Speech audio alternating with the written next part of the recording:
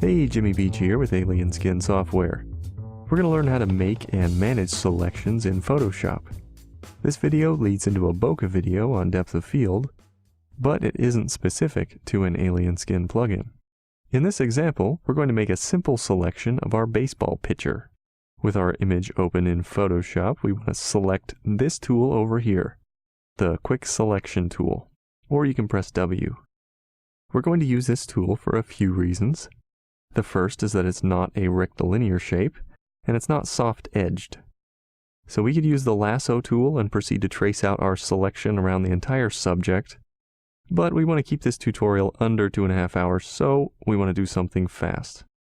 I want to zoom in first with Alt or Option and then scroll in on the mouse wheel pretty close so that we can see all of the details. And by pretty close, I mean around 100%. Just use the spacebar to grab and drag the canvas around to navigate while you're selecting. To make a selection, I'll adjust my brush size first.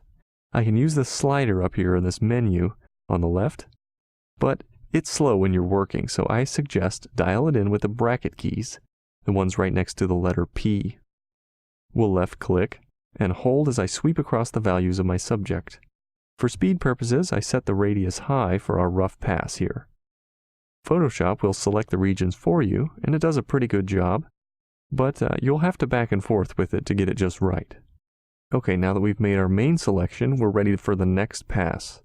I'll zoom in just a little bit more, and then see over here where we need to adjust the selection. Grabbed a little bit too much. I'm going to dial our accuracy in on this step, so I'm going to use my bracket keys again. I'll hold down Alt or Option. You'll see the cursor will change to a negative as I hold it down. I'll left click and drag in the area that I don't want, and it'll recalculate. Expect that you'll go back and forth a couple of times when you refine your selection, but it's much quicker and easier than the traditional lasso approach. You can always use the lasso tool, if you prefer, to refine the selection. There are going to be problem areas like hair that are always tough.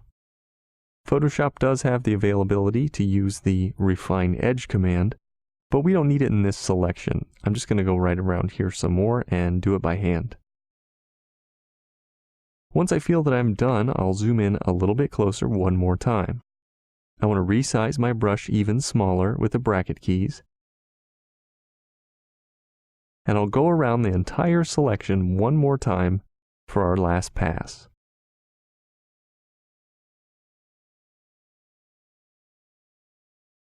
I'm going to alternate between adding and subtracting from it.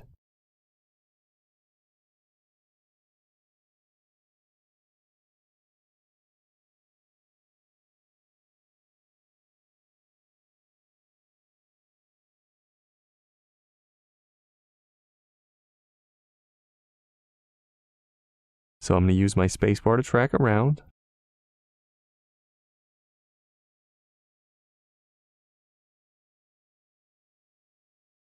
I'm going to add a little bit with the positive.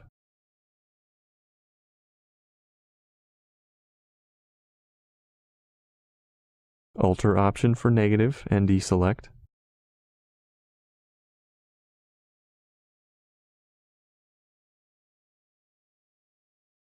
Now when I think I'm all done with the selection, I'll zoom back out and just double check. Okay, now that we have that complete, a good thing to work in is saving your selection. This is especially important when you've spent hours making a selection in the first place. I'll go up to Select, down to Save Selection, and now I can name it. I'll name it Pitcher. And I want it on a new channel, you can see down here. I'll say OK. I can also do this on the Channels palette. Now, if we want to reload our selection, let me deselect first. I'll hit Control or Command D.